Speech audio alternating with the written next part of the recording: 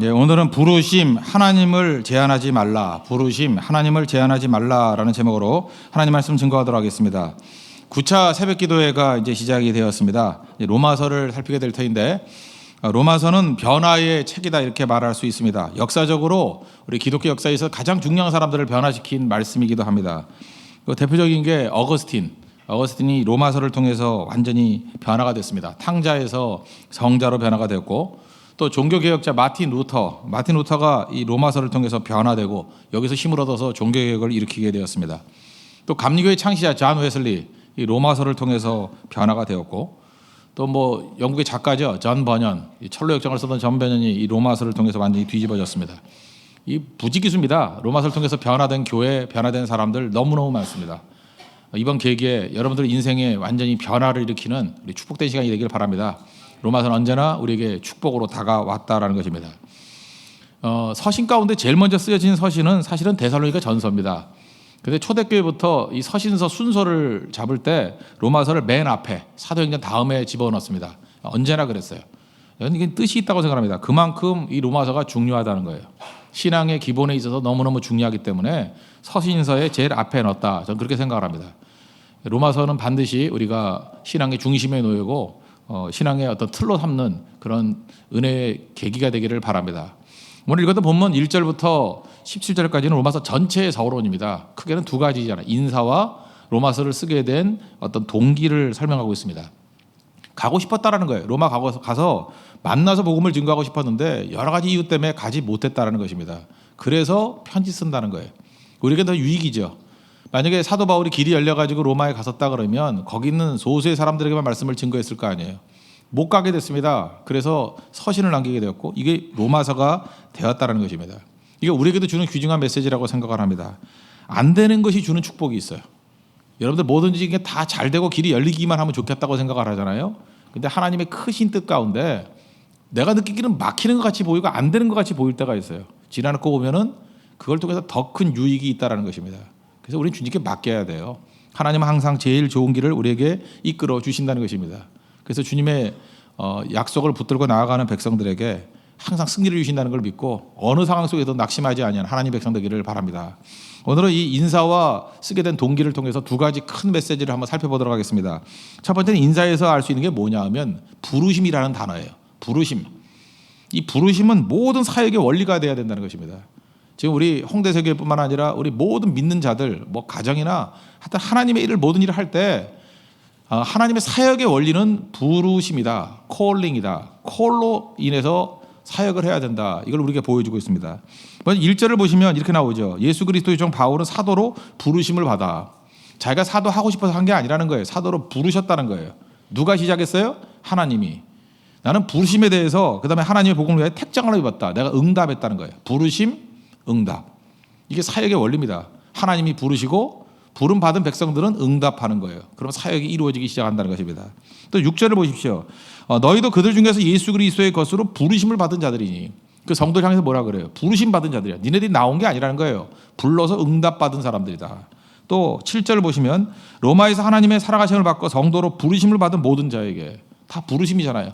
성도가 된 이유가 뭐예요? 부르셨기 때문에. 부르심에 대한 응답이 있었기 때문에. 그래서 부르심과 응답, 이게 중요한 도식이 된다는 것입니다.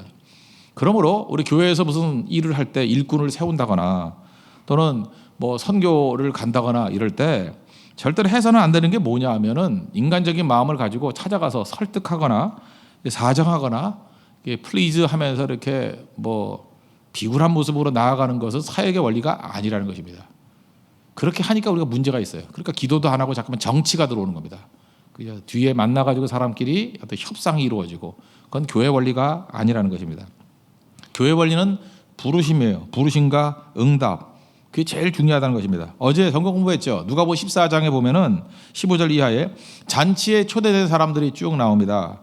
그게 천국 비유라 그랬잖아요. 천국은 잔치를 하나님이 여시는 거예요. 잔치에 갈 수 있는 거 아무나 가는 거 아니에요. 부르심 받은 사람만 가는 거예요. 그래서 이 복음 정신이 투철하기 때문에 서양에서는요, 결혼식 있다 그래도 가고 싶다고 가는 게 아니에요. 초청 받은 사람만 가는 겁니다. 근데 우리는 그렇지 않죠. 결혼식에 그냥 가고 싶으면 가는 거죠. 아무나. 또 온다 그래도 나가 이렇게 얘기 안 하잖아요. 초대장 없으면 못 가는 거거든요. 부르심이 있고 응답한 사람만 가는 거예요. 이건 하여튼 도식이거든요. 모든 게 다 그런 식으로 돼 있다고요. 잔치가 있습니다. 부르심 받은 사람들이 있어요. 근데 거절했어요. 하나같이 거절했죠. 이유가 뭐예요? 어떤 사람은 뭐 땅을 샀다, 소를 샀다, 장가 들었다, 다 거절했어요. 응답에 거절했어요. 그랬더니 화가 났죠. 그래서 길거리 나가가지고 가난한 사람들 또 몸이 불편한 사람들 다 데리고 와라. 그래도 부족합니다. 강권해서 다른 사람 데려와서 집을 채워라. 이 뭐예요? 부르심과 응답에 관한 굉장히 중요한 포인트라고요. 주님께서 우리를 부르십니다. 부르실 때 우리가 해야 될 일은 뭐냐면 응답이에요. 부르심 없는 응답은 있을 수 없다라는 것입니다. 그러면 여기서 이제 교회의 책임과 우리 성도의 책임인데, 어떤 사람이 응답하기 위해서 전제 조건이 뭐예요? 불러야 되잖아요. 근데 하나님의 부르심에 대해서 우리가 해야 될 일이 뭐죠? 비전을 선포해야 돼요. 그죠? 비전 선포라는 게 뭡니까? 하나님의 약속을, 말씀을 선포해야 된다고요. 그래서 열심히 말씀을 증거해 주는 일이 반드시 있어야 된다는 것입니다. 그러면은 교회가 할 일은 뭐냐 하면, 우리가 하나님이 아니잖아요. 하나님 대신에 이렇게 비전을 선포해 주는 거예요. 말씀을 선포해 주는 거예요. 그럼 응답은 걱정할 거 없어요. 그 사람들이 알아서 응답을 하게 돼 있다고요. 제가 사역 초창기 할 때, 담임목사 처음 할 때, 저 교회가 좀 가난했어요. 가난해가지고 제 기억에 그랬어요. 1년 예산이 4천만 원인가 그랬어요. 4천만 원. 4천만 원인데 4천만 원이 있어야 어렵게 교회가 이렇게 이끌어져요. 처음 갔더니 무슨 복사기 살 돈도 없어가지고 뭐 하여튼 그랬어요. 되게 어려웠어요. 그러니까 목사 월급을 못 줄 정도로 어려웠어요. 그렇게 상당히 어려운 상황이었는데, 잘 보니까 뭐 이렇게 하려고 그러면은 일을 안 하려고 그래요. 자꾸만 결정을 안 하려고 그래요. 당회에서 결정을 안 하려고 그러고. 그래서 이상하다 그랬어요. 이거 왜 이분들이 이렇지? 알고 봤더니 이런 거예요. 그 교회 헌금이 하도 안 들어오니까 추수감사절이 되면은 재직회를 합니다. 재직회를 해서 재직이라는 집사님 이상들이 모이는 거예요. 모여가지고 이번에 예산이 4천만 원이었는데 헌금이 2,500만 원밖에 안 들어왔습니다. 그럼 1,500만 원을 어떻게 하지요? 뭘 어떻게 해? 거기 있는 사람끼리 나눠서 넣어야지. 그죠? 그래서 이제 그때부터 손드는 일이 나오는 거예요. 뭐 장로님 얼마, 그럼 뭐 100만 원, 200만 원, 또 뭐 어떤 집사님 뭐 50만 원, 이렇게 가지고 하여튼 1,500만 원을 채워야 교회 살림이 되는 거예요. 그런 상황이었습니다. 그러니까 어떤 결정을 내려서 뭘 하자 그러면 그 모든 부담은 누구에게 오는 거예요? 다 자기한테 오는 거예요. 그죠? 거기 결정 내린 사람들한테. 그러니까 결정을 못 하는 거예요. 그래서 이게 문제가 있었구나. 그래서 제가 부탁을 했습니다. 결정만 해달라고. 안 해도 된다고. 결정 내리고 모든 짐을 자기가 짊어지는 구도에서 벗어나야 된다고. 하나님이 일이라 그러면 그냥 우리 결정권자들은 결정만 해주고 방해만 되지 말아달라고. 결정해주면 헌신은 딴 사람이 다 할 거라고. 그래서 그때부터 교회 체질이 바뀌었어요. 그냥 부담 없이 책임지지 말라니까 너무 결정을 잘하더라고요. 그래서 거의 거수기가 됐어요. 그냥 노고가 한 번도 없었어요. 그냥 다 거수기. 뭐 예스 뭐 내가 할 거 아니니까, 그죠? 그래서 일사천리로 그냥 결정을 다 해주니까 그 다음에 비전을 선포하는 거죠. 이거 한다. 그랬더니 생각지도 않았던 사람들 가운데 그거에 대해서 응답하는 사람들이 막 나오는 거예요. 여기저기서. 그래서 일이 되더라고요. 우리가 지금 많은 순간에 하지 못하는 일이 비전 선포를 못하는 거예요. 자기가 장애가 되기 때문에. 어제도 인도 선교사님, 이영길 선교사님 오셔서 말씀을 증거하지 않았습니까? 우간다 사역에 대한 얘기도 하고 또 북한 사역에 대해서도 얘기를 했습니다. 전혀 이해관계가 없는 사람들이 어떤 충돌하는 그 당사자 국가에 들어가서 이렇게 피스메이커 역할을 한다 그랬죠. 북한과 남한 이렇게 피스메이커를 해주는 사람들이 있다고.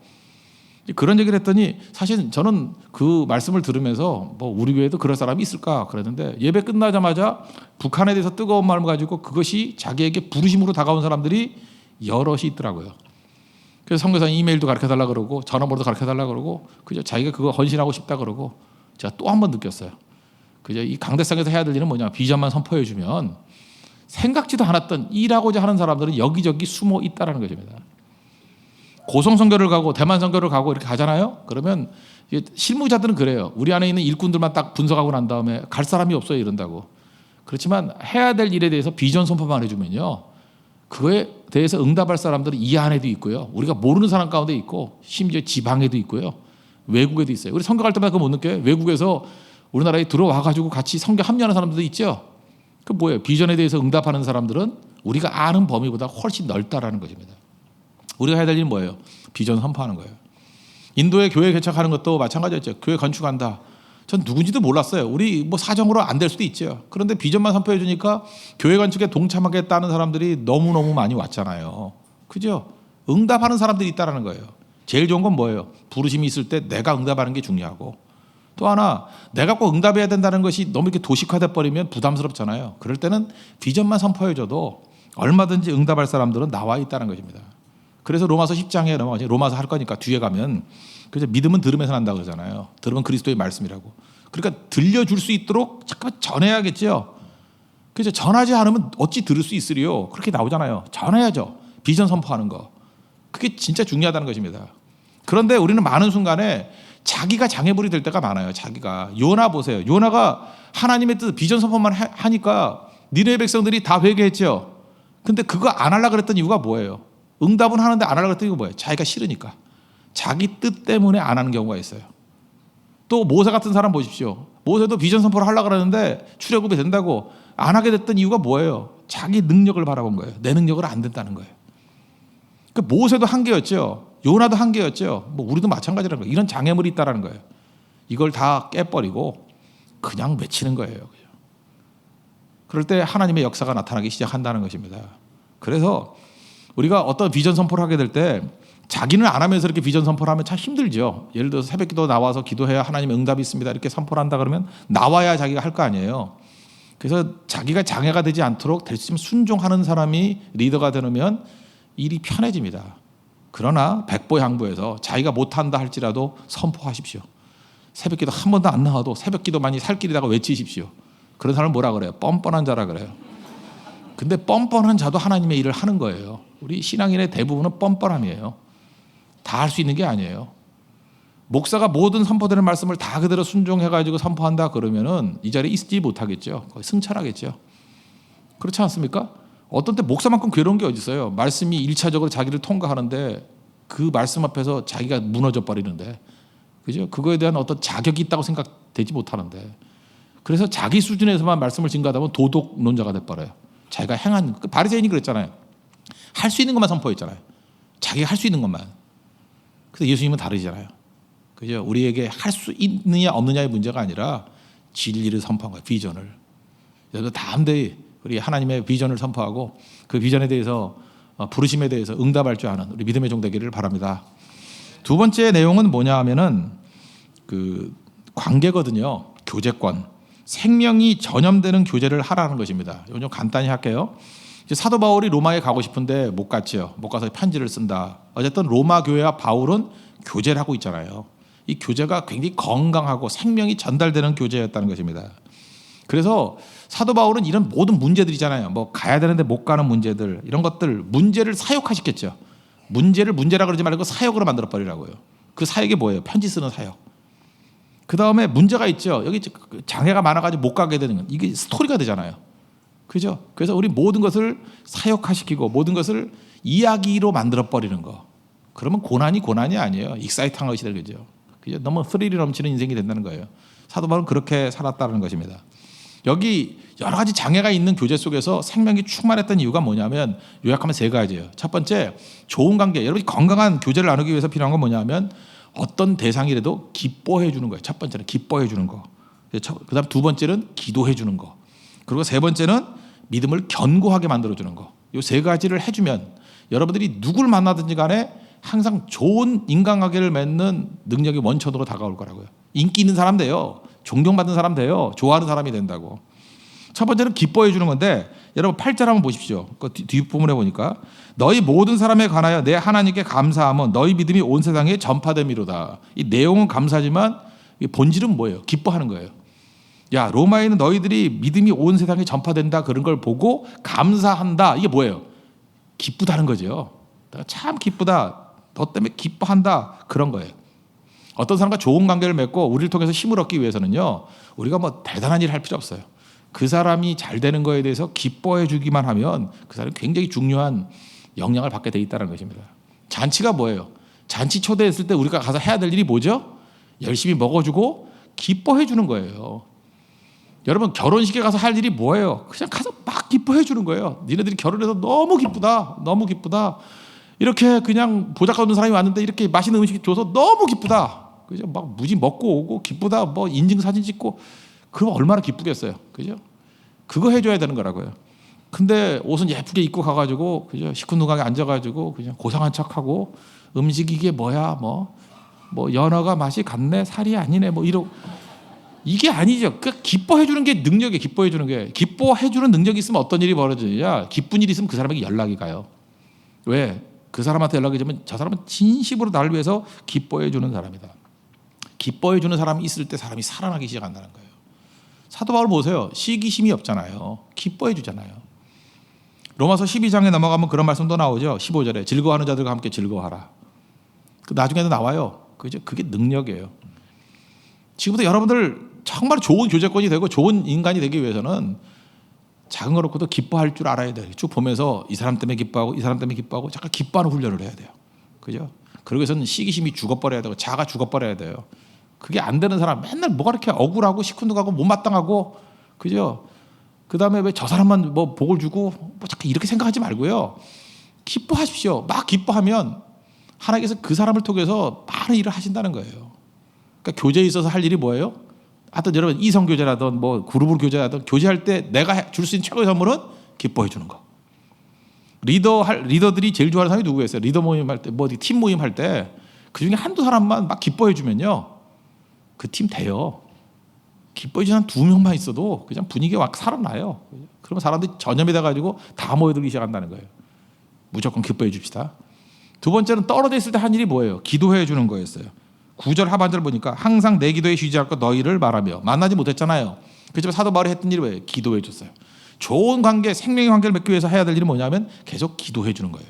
떨어졌을 땐 기도해 주고 만나면 기뻐해 주고 좋은 일 있으면 기뻐해 주고 떨어졌으면 기도해 주고 그다음 만나서 할 일은 뭐예요? 여러 가지 상태를 통해서 견고하게 만들어 주는 거. 이건 말씀을 주는 거죠. 견고하게. 그래서 여러분들이 어떤 사람에게 유익을 주는 인생이 돼야 되는데 누굴 만나면 저는 항상 3가지를 준비하라 그래요. 첫 번째는 유머를 준비해 가라고. 그 사람 만나면 되게 재밌네 하는 유머를 미리 준비해 가요. 여러분들 한 3개쯤 준비할 필요성이 있어요. 왜냐하면 2개 정도 실패할 가능성이 크기 때문에 3개 정도 준비를 해서 한 번쯤은 재미라도 있어야지 사람이. 그 다음에 정보를 주고 가요. 어디 갔다 오면 이거 되게 좋은 정보 있다? 좋은 정보 있다? 그런 거 알죠? 뭐 예를 들어서 카카오톡이 쭉 있는데 그 위에 있는 거 이렇게 동그라미 검색창을 한 번 누르면 뭐 이렇게 시계 같은 게 뜬다? 그거 한 번 더 클릭하면 달력이 떠요. 달력이 뜨면 거기에 날짜를 딱 찍으면 그 사람과 몇 월 며칠에 했던 것이 찾아져요. 몰라도 돼요? 하여튼 그런 게 있다고? 그래도 정보잖아, 정보. 그거 아는 사람 별로 없어. 그래서 맨날 뒤져 막 돌려가지고 언제 얘기했더라 그러고 날짜만 하면 찾을 수 있는 길이 있거든요. 그렇게 하는 방법들 뭐 그런 식으로 만약 정보를 준다 그러면 저 사람을 만나면 유익이 있어. 근데 이런 거야 누구나 할 수 있는 거잖아요. 진짜 중요한 것은 말씀을 주는 거예요. 그래서 말씀을 무장하고 가는 거야. 이 사람 만날 때 내가 어떤 말씀을 줄까? 그것도 목사같이 의도적으로 주려고 그러지 말고 그냥 자연스럽게 그 말씀이 녹아 들어가도록 그냥 말씀을 통해서 위로해 주고 힘을 주고 그 다음 상황을 알잖아요. 이 말씀 붙들면 일어설 수 있어. 그게 능력의 관계라는 것입니다. 사도 바울 보세요. 사도 바울과 교제했던 로마 교회 너무 기뻤겠죠? 저도 사도 바울 같은 사람이 제 옆에 하나 있었으면 참 좋겠어요. 이분은 얼마나 좋아요. 내가 좋은 일 있으면 전화만 하면 문자만 보내면 막 기뻐해 줘요. 저도 그런 목사님 계시거든요. 제가 뭐 조그만 거 하나 잘 됐다 그래도 저보다 더 좋아하는 것 같아. 그분은 진짜 리액션이 너무 좋아요. 너무너무 좋아하고 기뻐하시고 축복해 주고 그냥 뭐 그래서 맨날 그거 지우지도 않아요. 또 보고 또 보고 너무 좋은 분이 있어요. 그죠? 그러니까 사역이 돼요, 그분은. 그리고 항상 기도해 준다고 말은 하고 내가 본 적은 없지만 믿어요. 기도해 주는 것 같아요. 그죠? 기도해 주니까 얼마나 좋아요. 그리고 또 필요할 때마다 정보도 주시고 유머도 보내주시고 또 말씀도 공급해 주시고 그런 분이 계세요. 그러니까 진짜 바울 같은 분이에요. 바울 같은 분. 그러니까 그분은 재산이에요. 절대로 이게 떨어지고 싶지가 않아요. 다 사라져도 이분만 있으면 힘이 될 것 같은 사람이라고요. 여러분 바울 되십시오. 바울 돼서 항상 기뻐해 주고 기도해 주고 또 이런 가치 있는 생명을 줘서 견고케 만드는 종이 된다 그러면 그를 통해서 많이 살아나게 될 거예요. 행복한 한 사람이 1차적으로 몇 퍼센트 영향을 준다고요? 15%. 다음은 10%. 그 다음은 6%. 이 커넥티드라는 책에서 나왔죠? 행복은 전염된다. 그 연결돼 있다라는 거예요. 우리를 통해서 이런 놀라운 일들이 벌어지는 하나님의 능력의 종들 되기를 축원합니다. 기도하겠습니다. 우리 다 같이 한 목소리 기도하겠습니다. 하나님 인사에서 깨달을 수 있는 거 부르심과 응답. 하나님 힘차게 말씀을 증거해서 응답하는 자들이 나올 수 있도록 해달라고 기도하시고 사역의 원리가 부르심과 응답이 되게 해주시고 또 하나가 우리 좋은 교제에서 바울 같은 존재가 되기를 원합니다. 기뻐해주고 기도해주고 경고해주는 종 되게 해달라고 다 같이 한 목소리 기도하도록 하겠습니다.